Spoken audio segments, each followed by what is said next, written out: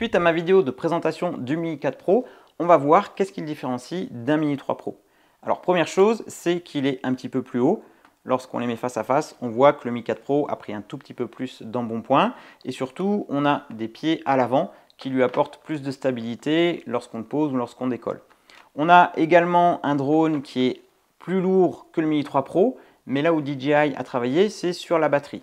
Puisque même si esthétiquement on a les mêmes batteries sur le Mini 4 Pro que sur le Mini 3 Pro, en revanche, elle est 4 grammes plus légère que celle du Mini 3 Pro. Mais attention, car la batterie du 4 Pro ne fonctionne pas dans le 3 Pro. On va avoir un message d'erreur et le drone ne démarrera pas.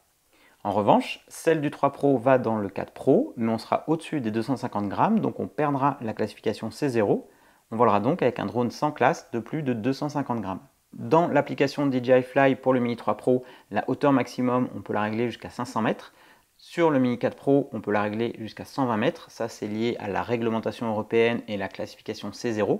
Donc, tant que le Mini 3 Pro ne sera pas classé C0, a priori, on peut se dire que cette limite va rester à 500 mètres. Mais si un jour le Mini 3 Pro obtient la classification C0, il y a de fortes chances pour qu'on soit limité, comme sur le Mini 4 Pro, à 120 mètres. Et justement, à ce sujet, le Mini 4 Pro, au jour de sa sortie, est classé C0, alors qu'à ce moment-là, le Mini 3 Pro n'a pas encore de classe. Peut-être qu'il va pouvoir l'obtenir de manière rétroactive, mais en tout cas, au moment où j'enregistre cette vidéo, ce n'est pas le cas.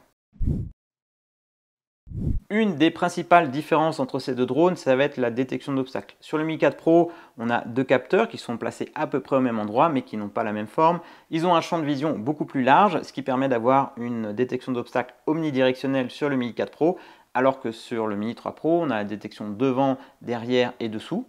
D'ailleurs, sur le Mini 4 Pro, dessous, on a plus de capteurs que sur le Mini 3 Pro, puisqu'on a des capteurs optiques, un capteur 3 dimensions qui permet de scanner l'environnement et d'apporter plus de précision sur les phases près du sol notamment. Donc détection omnidirectionnelle sur le Mini 4 Pro, ce qui lui permet justement d'avoir beaucoup plus de fonctionnalités qu'on verra tout à l'heure. Tant qu'on est dessous, on peut apercevoir une LED sur le Mini 4 Pro puisqu'il a un mode nuit. Il permet de faire des prises de vue de nuit pour ceux qui ont les autorisations et les qualifications. Mais ça permet également de l'allumer de jour pour avoir une meilleure visibilité sur son drone par exemple. Donc ça, c'est également un avantage, la petite LED sous le drone que le Mini 3 Pro n'a pas. Ensuite, au niveau des caméras, c'est quasiment similaire puisqu'on a les mêmes données techniques. Capteur 1 sur 1,3 pouces, 48 mégapixels, ouverture 1.7, 24 mm, donc c'est très proche. Mais la caméra du Mini 4 Pro est un tout petit peu plus grosse, de quelques millimètres, et donc on ne peut pas utiliser les filtres ND du Mini 3 Pro sur le Mini 4 Pro et réciproquement, parce qu'on n'a pas exactement la même fixation au niveau de la lentille. Cette caméra, elle a également évolué au niveau logiciel. Ils ont amélioré les capacités techniques. On va pouvoir filmer en 4K jusqu'à 100 images par seconde, alors que pour le moment, on était en 4K jusqu'à 60 images par seconde sur le Mini 3 Pro. On va avoir des profils de couleurs différents, puisque sur le Mini 4 Pro, on peut filmer en mode normal, en mode HLG 10 bits, ou alors en mode D-Log M 10 bits, alors que sur le Mini 3 Pro, on était limité au mode normal ou au mode dessiné-like. En plus de ces profils couleurs, on a donc le mode de nuit qui permet d'avoir une optimisation au niveau du bruit numérique et au niveau de la plage des ISO pour prendre des prises de vue de nuit avec le Mini 4 Pro, chose qu'on n'a pas sur le Mini 3 Pro. On va avoir un capot de nacelle un petit peu différent sur le Mini 4 Pro, mais il est très facile à mettre et à enlever, peut-être un peu plus que sur le Mini 3 Pro. Sur le Mini 4 Pro, les LED, on va les trouver à l'arrière, sur les bras arrière, alors que sur le Mini 3 Pro, les petites LED, on va les trouver sur les bras à l'avant. Ensuite, on a les radiocommandes qui sont différentes, puisque sur le Mini 3 Pro, on utilise encore une DJI RC N1 ou la DJI RC avec écran en OcuSync 3, alors que sur le Mini 4 Pro, on a la DJI RC N2 ou la DJI RC2 avec écran, mais qui est équipée d'antennes sur cette radiocommande, puisqu'elle fonctionne en OcuSync 4 avec donc une meilleure portée, puisqu'on a une fréquence supplémentaire en Europe, 3 bandes de fréquence, alors qu'on en a 2 sur le Mini 3 Pro. Donc concrètement, meilleure portée, meilleure transmission sur le Mini 4 Pro, chose qui faisait un petit peu défaut sur le Mini 3 Pro dans certaines situations. Au niveau de la batterie et de l'autonomie, d'après les données techniques DJI, c'est similaire, à peu près 34 minutes de vol pour les deux drones. Personnellement, j'ai l'impression qu'avec le Mini 4 Pro, je vole un peu moins longtemps. Alors, est-ce que c'est parce qu'il a beaucoup de fonctionnalités que je le sollicite beaucoup? mais j'ai eu l'impression de voler un tout petit peu moins avec le Mini 4 Pro. Mais bon, voilà, ça reste quasiment similaire en termes de temps de vol quand même. Sur le Mini 4 Pro, on a pas mal de fonctionnalités que le Mini 3 Pro ne possède pas, mais tout ça, ça consomme de l'énergie et ça fait chauffer le drone. Lorsqu'on est au sol en statique, les moteurs ne tournent pas, que ce soit en intérieur ou en extérieur, le Mini 4 Pro va chauffer un petit peu plus et il va se mettre en mode éco et on ne pourra plus accéder aux paramètres de l'application. Donc ça permettra juste de mettre le drone en vol. Sur le Mini 3 Pro, on a un drone qui chauffe peut-être un petit peu moins à ce niveau-là. D'ailleurs, au niveau des aérations à l'arrière, elles sont un petit peu plus grandes sur le Mini 4 Pro.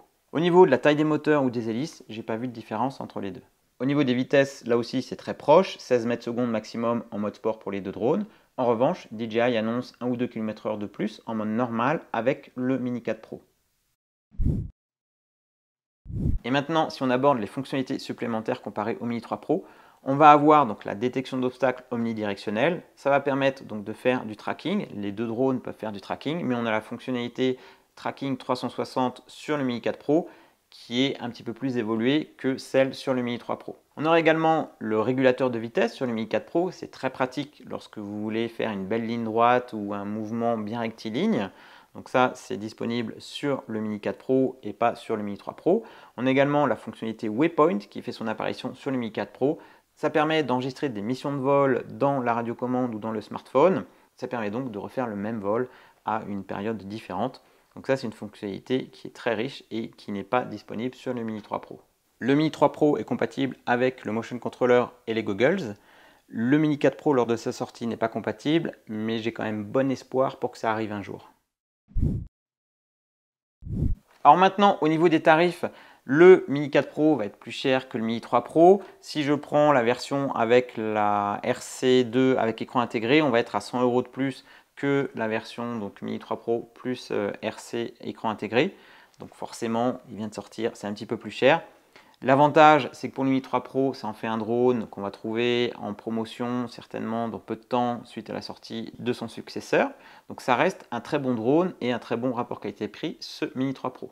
Donc on a affaire à deux drones quasiment similaires, même si sur le Mini 4 Pro, on a des fonctionnalités plus évoluées. En termes de qualité d'image, prise de vue, ça va se jouer sur des réglages, mais au niveau du rendu final, je pense qu'on est quand même très proche. Je vais continuer de faire mes essais, de faire mes tests et je ferai peut-être une vidéo comparative sur la qualité d'image. Donc je dirais que ça va dépendre un petit peu de votre budget et des fonctionnalités. Est-ce que vous avez vraiment besoin de toutes les fonctionnalités que propose le Mini 4 Pro? Parce que le Mini 3 Pro reste quand même encore à ce stade-là un très bon choix.